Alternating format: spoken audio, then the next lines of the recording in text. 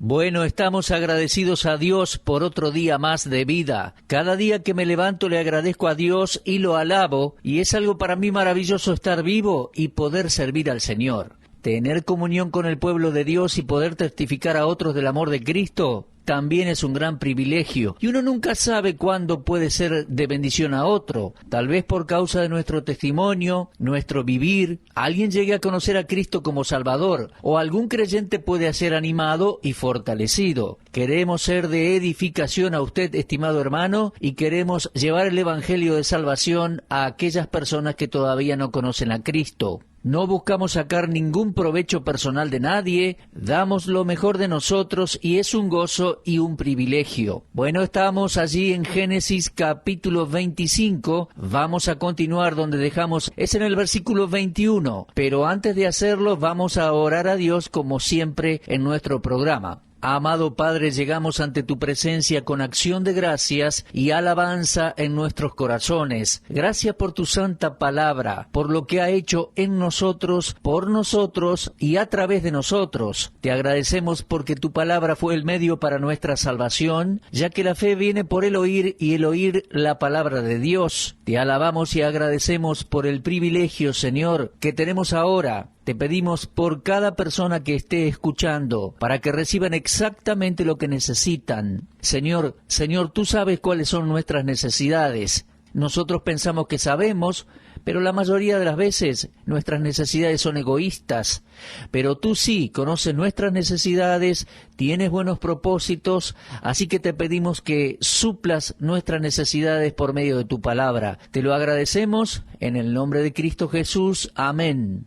Bueno, mis amigos, tomen su Biblia y ábrala por favor allí en Génesis 25. Yo espero que haya leído este capítulo. Siempre vamos capítulo a capítulo y repasando su lectura en casa. Vamos a avanzar en esta oportunidad desde Génesis 25, versículo 21.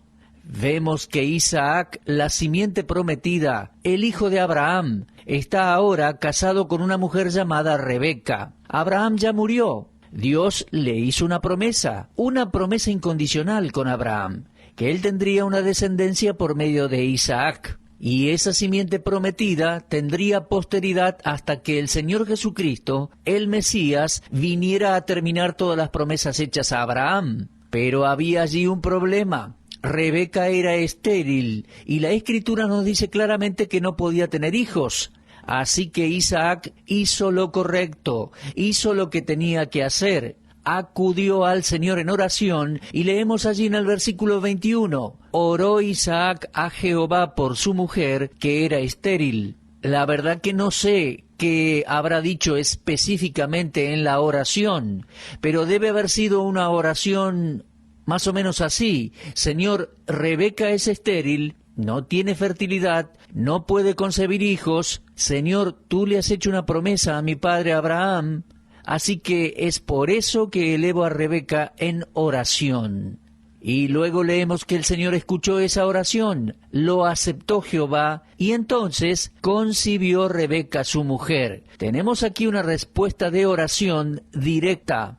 Bueno, mis amigos, creo que así debemos hacer con todos nuestros problemas, inclusive en la relación matrimonial. Así vemos que, hasta cierto punto, la vida sexual de Isaac y Rebeca pasó a ser un motivo de oración. Y creo que los maridos y sus mujeres deben hacer así. Los creyentes tienen que estar en comunión con el Señor y unos con otros en estos casos. Ahora bien, la historia continúa así. Rebeca estaba embarazada, y lo que quiero hacer hoy con la ayuda de Dios es dar algunas enseñanzas basadas en la historia de Isaac y Rebeca. Al estudiar la Biblia hay dos cosas que usted debe buscar. Al tratar con cualquier pasaje uno tiene que, en primer lugar, ver cuál es la interpretación primaria del pasaje. ¿Qué significa esa interpretación primaria? Y una vez que tenemos esa respuesta, hay otra pregunta o otra cosa que debemos buscar: la aplicación personal. Después de todo, las Escrituras son útiles para corrección, para instrucción, para doctrina, para justicia en nuestras vidas. Y no debemos dejar de lado la aplicación práctica. Una cosa es tener un conocimiento intelectual de la Biblia, otra cosa es ver la aplicación personal a nuestras vidas. La Biblia fue diseñada para controlar el comportamiento, para hacer de hombres y mujeres lo que Dios quiere que sean. Así que vamos a enfocarnos siempre en la aplicación personal. Creo que la interpretación primaria es obvia cuando uno lee la historia. Aquí se trata de un registro preciso de lo que sucedió en las vidas de Isaac y Rebeca. Ahora, uno de los principios de la interpretación bíblica que mencioné en alguna ocasión es la tipología. En el Antiguo Testamento tenemos tipos o figuras que encuentran su cumplimiento en el Nuevo Testamento. La tipología es un nexo que junta las enseñanzas de los dos testamentos. Alguien dijo en una ocasión en cuanto a los dos testamentos que el Nuevo está escondido en el Antiguo y el Antiguo Testamento se revela en el Nuevo. Así que escondido aquí en Génesis capítulo 25 tenemos un tipo. Isaac es un tipo de Cristo y Rebeca es un tipo de la Iglesia. Tenga eso en mente. Ahora, esa es la aplicación tipológica, práctica. El nexo que junta estas dos verdades del Antiguo y el Nuevo Testamento es la tipología. Recuerde que al estudiar un pasaje de la Escritura y verlo a la luz de una tipología, no podemos hacer que todo detalle sea acorde al tipo. La tipología no es completa en todas las instancias, pero en este caso, la mayoría de los maestros bíblicos tradicionales coinciden en que Isaac y Rebeca, la historia de Isaac y Rebeca es muy rica en tipología, así que vamos a examinarla un poquito a la luz de eso. Tenemos a Isaac como tipo de Cristo y a Rebeca como tipo de la Iglesia. Ahora, usted habrá notado que en este contexto aquí, versículos 21 y 22, la esterilidad no estaba en Isaac. Eso es obvio, la esterilidad era de Rebeca. El problema para tener hijos o para fructificar no era Isaac, el problema lo tenía Rebeca. Ahora, mis amigos, de la misma manera, muchos creyentes están sumidos en la esterilidad espiritual, en la falta de fruto. Creo que si separáramos a los creyentes en la actualidad, la mayoría quedaría en el grupo que no lleva fruto para el Señor. Creo que la mayoría de los que dicen ser creyentes son espiritualmente estériles. Tienen vida, pero no dan fruto. Incluso casi no hay evidencia de esa vida. Me estoy refiriendo a creyentes que son carnales, mundanales. Van a la iglesia el domingo tal vez, cantan las canciones, ofrendan, asisten a la cena del Señor, pero viven sus vidas de manera egoísta. No vemos fruto para Dios. Hay muy poco en sus vidas que honra y glorifica a Dios. Y la esterilidad aquí no era de Isaac. Y recuerde que Isaac es un tipo de Cristo. Rebeca es un tipo de la Iglesia. Si tuviéramos que buscar el motivo de nuestra esterilidad espiritual, estoy seguro que encontraríamos que la fuente del problema no está en Cristo. Isaac no era responsable de la esterilidad de Rebeca. El problema estaba en ella. Y el Señor Jesucristo es todo lo que la Biblia dice que es. Él es perfecto, sin mancha, sin pecado, el Hijo de Dios. Eso no se pone en duda en ningún momento. Nuestro fracaso como creyentes en llevar fruto no está en la persona de Cristo. No podemos decir que es su causa o culpa, sino que la responsabilidad la debemos asumir nosotros. Mis amigos, creo que Rebeca ni siquiera en su relación con Isaac podía llevar fruto por sí misma. ¿Se da cuenta? Algo tenía que suceder en la vida de Rebeca, un milagro. Isaac sabía algo al respecto. Muy seguro que Abraham le contó a Isaac que su mamá había sido estéril por muchísimos años y que Dios, de una manera sobrenatural y milagrosa, trajo vida al vientre de Sara y ella concibió y dio a luz a Isaac. La madre de Isaac era ya una mujer vieja cuando dio a luz a Isaac. Así que la concepción en el vientre de Sara había sido un milagro de Dios. Ahora, Isaac sabía algo de todo eso. Estoy seguro que Abraham se tomó el tiempo de contarle todo eso a su hijo y que Sara también le contó esa historia muchas veces. Así que se necesitó un milagro de Dios en el vientre de Sara y de la misma manera se necesitaba un milagro en el vientre de Rebeca. El Señor Jesucristo dijo en Juan capítulo 3, lo que es nacido de la carne, carne es. Ahora, aquí tenemos un problema, e Isaac sabía cuál era ese problema. Él iba a intentar resolver ese problema, iba a intentar resolverlo. ¿Y qué hizo? Bueno, el versículo 21 dice, oró Isaac a Jehová por su mujer. ¿Y por qué? Bueno, específicamente porque Rebeca era estéril. En otras palabras, él iba a interceder ante Dios por Rebeca. Él no estaba culpando o molestando a Rebeca, no estaba discutiendo con ella ni nada por el estilo. Él no le dijo, mujer, ¿por qué no puedes tener hijos? ¿Cuál es el problema? ¿Por qué no puedes darme un hijo? No, él mantuvo el buen ánimo, mantuvo una actitud espiritual para con su esposa y acudió a Dios en oración. Después de todo, mis amigos, tampoco era culpa de Rebeca. ¿Se da cuenta? Rebeca había heredado algo en su vientre, no se olvide de eso. Ella no era responsable por su vientre estéril. Había allí muerte porque no había fertilidad, no había vida. No había manera en que el esperma de Isaac pudiera traer una concepción en el vientre de Rebeca. No era culpa de Isaac, tampoco lo era de Rebeca. Ahora usted verá la explicación aquí. No hay nada en la naturaleza humana que pueda llevar fruto. Nosotros hemos heredado esa infertilidad, la imposibilidad de llevar fruto al nacer en este mundo. Y llegamos a este mundo con la naturaleza de Adán, la naturaleza pecaminosa. Y es imposible para el inconverso llevar fruto espiritual para Dios. Ahora bien, uno puede preguntar, ¿y qué hay del creyente que no lleva fruto? Bueno, en el Evangelio de Juan, en el capítulo 15, el Señor Jesucristo habló en cuanto a ese tema de llevar fruto. Él dijo así, yo soy la vid verdadera y mi Padre es el labrador. Todo pámpano que en mí no lleva fruto, lo quitará, y todo aquel que lleva fruto, lo limpiará para que lleve más fruto. Ya vosotros estáis limpios por la palabra que os he hablado. Permaneced en mí y yo en vosotros. Como el pámpano no puede llevar fruto por sí mismo, si no permanece en la vid, así tampoco vosotros, si no permanecéis en mí. Yo soy la vid verdadera, vosotros los pámpanos.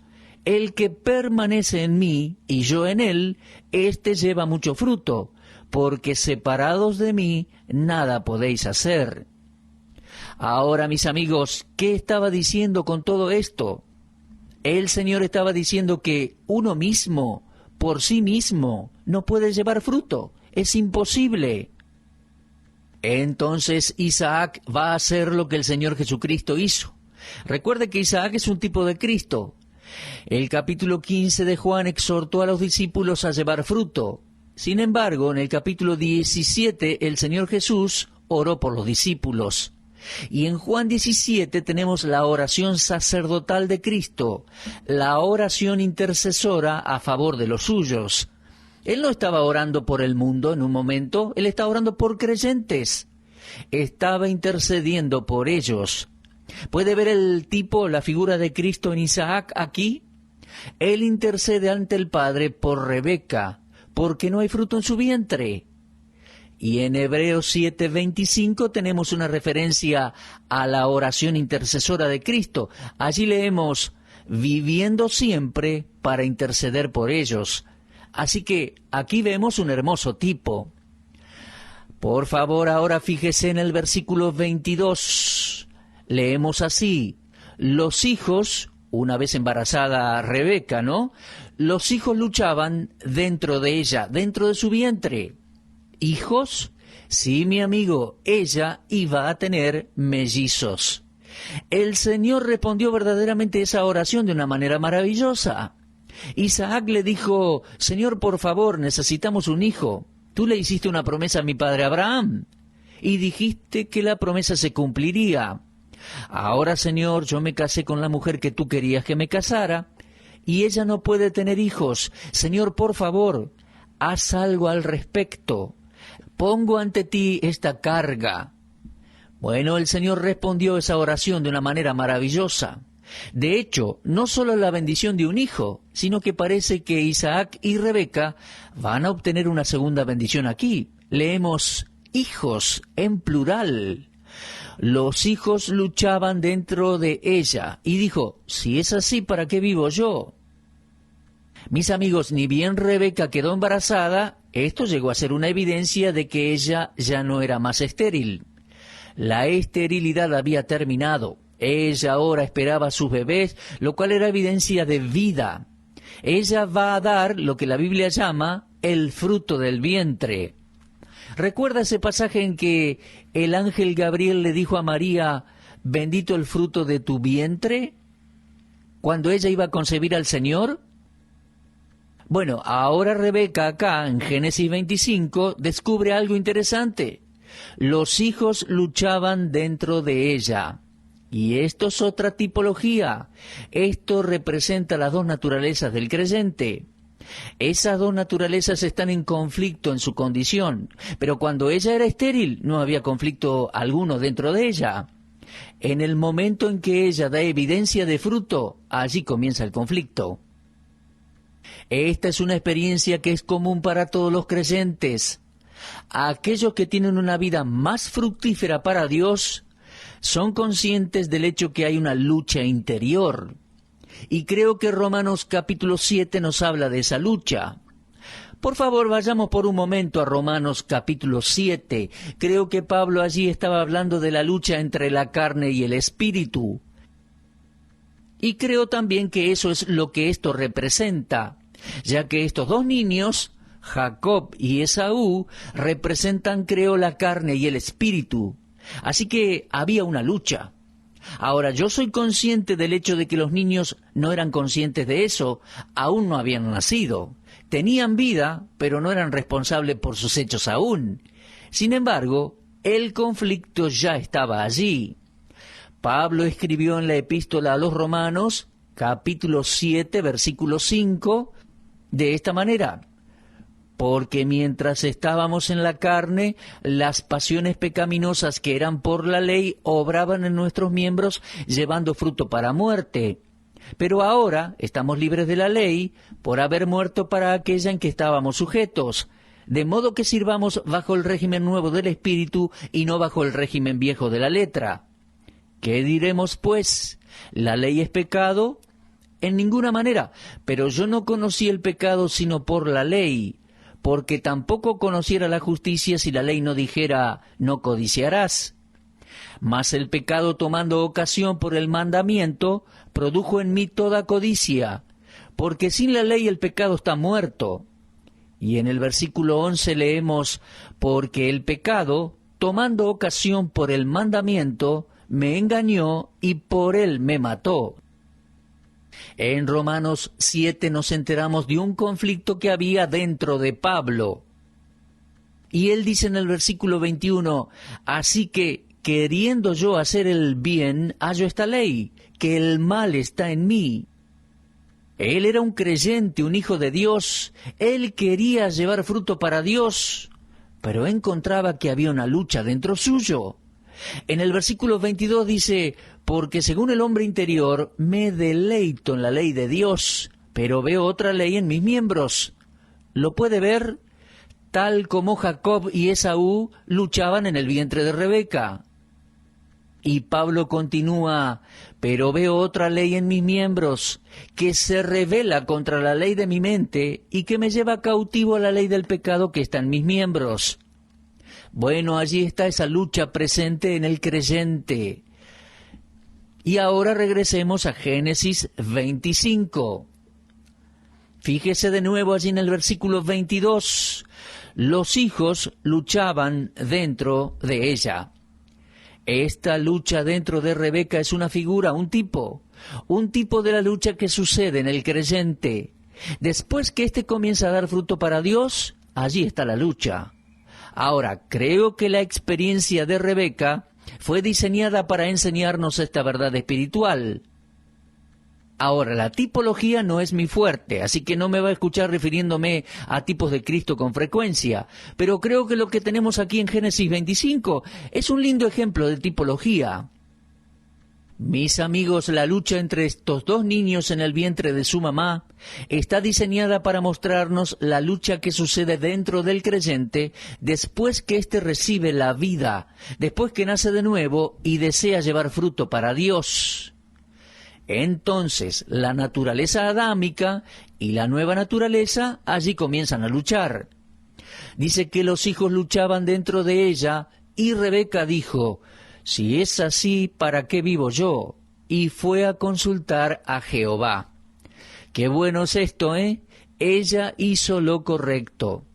Al estar enfrentada a este problema, a esa lucha dentro de sí, algo que no podía comprender, ella fue e hizo lo correcto.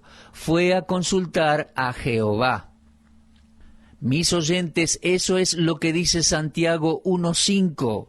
Él nos dice que hagamos eso. Si alguno de vosotros tiene falta de sabiduría, dice Santiago 1:5, pídala a Dios, el cual da a todos abundantemente y sin reproche, y le será dada. Este es un gran consejo. Lleve su carga ante Dios y déjela allí. Mi amigo, si usted es un hijo de Dios, usted y yo tenemos un conflicto. Tenemos una batalla cada día de nuestras vidas. Ese conflicto está presente. No es contra el mundo, no es con el diablo. No le eche la culpa al diablo por todo, ¿eh? A veces venimos y decimos: el diablo me hizo hacer esto o aquello. Pero en realidad hay un conflicto en el campo de batalla de nuestra personalidad. Ahí es a donde está el conflicto. Y podemos tener victoria. Pero el primer paso para la victoria es llevar el asunto a Dios en oración. Rebeca acudió al Señor en oración y dice versículo 22, si es así, ella dijo, ¿para qué vivo yo? Ella realmente no comprendía el conflicto. Y hoy muchos creyentes no comprenden que la batalla continúa. En las iglesias y conferencias aconsejo personas. Siempre hay gente que viene y me pide poder charlar después de una reunión. Y me dicen, no entiendo, no puedo alcanzar la victoria sobre este hábito. Tengo que batallar con esto o aquello. Tengo tendencias a murmurar. Tengo una naturaleza celosa. Otro dice, he tratado de dejar de fumar, pero no logro la victoria sobre ese hábito. ¿Saben? Me pregunto, ¿qué me están diciendo? Me están diciendo lo que yo ya sé, porque yo experimento lo mismo que usted experimenta. Me están diciendo lo que la Biblia dice, que hay una lucha dentro suyo, dentro mío. Aquí tenemos entonces a Rebeca y sus dos hijos en el vientre, Esaú y Jacob. Ahora, Esaú es una figura, un tipo de la carne, y Jacob es un tipo del nacido del Espíritu. ¿Se da cuenta? Entonces, las dos naturalezas luchan dentro del creyente. Y esto es lo que está sucediendo aquí. Pero ¿qué hace uno al respecto? Bueno, haga lo mismo que hizo Rebeca. Llévelo ante Dios en oración. Ella fue a consultar a Jehová. ¿Y qué le respondió Dios? Bueno, en primer lugar veamos la interpretación primaria. Dios le respondió así, 2 naciones hay en tu vientre. ¿Qué le quiso decir con eso? Bueno, simplemente que esos 2 niños iban a representar 2 naciones distintas. Fíjese el nombre del mayor, del que salió primero, el que nació primero. Lo llamaron Esaú, versículo 25. Ahora, fíjese en el versículo 30. Esaú dijo a Jacob, te ruego que me des a comer de ese guiso rojo, pues estoy muy cansado. Por tanto fue llamado su nombre Edom. En otras palabras, años después, ¿verdad? El nombre de Esaú fue cambiado por Edom. Ahora, ya sabemos que el nombre de Jacob fue cambiado más adelante por Israel. O sea, ambos experimentaron en su vida un cambio de nombre, porque ambos tuvieron un cambio de naturaleza. Entonces tenemos a un hombre con su naturaleza caída, cuyo nombre llegó a ser Edom, y otro hombre, Jacob, cuyo nombre llegó a ser Israel, y Dios le puso Israel. Ahora quiero que por favor vaya al capítulo 36 del libro de Génesis. Génesis 36:1. Dice así: estas son las generaciones de Esaú, el cual es Edom. Y fíjese en el versículo 8. Esaú habitó en el monte de Seir. Esaú es Edom. Versículo 9. Estos son los linajes de Esaú, padre de Edom, en el monte de Seir. ¿Se da cuenta que Esaú no cambió? Él pasó a ser el padre de Edom. Él pasó a ser Edom. Él pasó a ser el padre de los edomitas. Y los edomitas fueron los enemigos del pueblo de Israel hasta el final. Enemigos acérrimos. Dios tuvo que entrar en escena y juzgar a los edomitas en varias ocasiones. Y como vemos, los edomitas eran los descendientes de Esaú. Volvemos a Génesis 25. Dios le dijo: 2 naciones hay en tu vientre, 2 pueblos serán divididos desde tus entrañas. Así que tenemos en estos 2 hijos la interpretación primaria.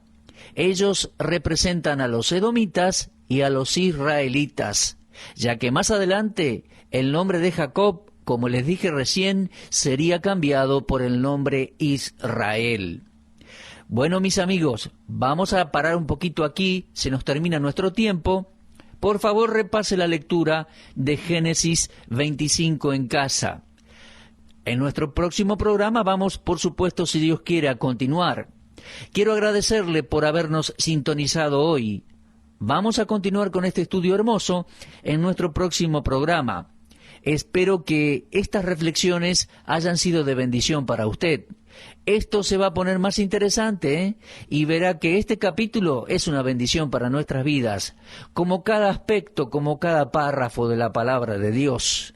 Gracias por acompañarnos. Será hasta la próxima. Busque al Señor en oración. Lleve sus luchas y problemas. Él nos atiende. Él nos ama. Dios le bendiga. Será hasta nuestro próximo encuentro.